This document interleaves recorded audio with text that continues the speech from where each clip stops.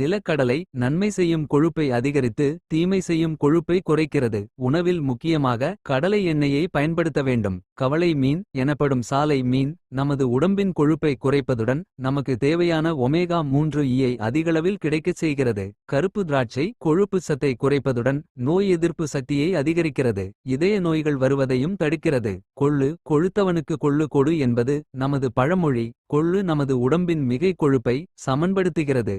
Soya கோதுமை போன்ற தானியங்களும் கொழுப்பை குறைக்க பயன்படுகிறது. கொலாஸ்ட்ராலை குறைத்து HDL என்ற நல்ல கொலாஸ்டரால் எப்போதும் அளவு குறையாமல் பார்த்துக் கொள்வதில் மீனின் பங்கு மகத்தானது. ஒமேகா 3 என்ற அமிலம் மீனில் கிடைக்கிறது. எனவே ஒரு நாள் விட்டு ஒரு நாள் 100 கிராம் மீனையும் உணவில் சேருங்கள். சைவ உணவுக்காரர்கள் மீன் எண்ணெய் கேப்சூல் 2 சாப்பிடலாம். உணவு உண்டபின் சுடுநீர் அருந்தவும். வாரம் 3 முறை எலுமிச்சை சாறு சுடுநீர் கலந்து அருந்தவும்.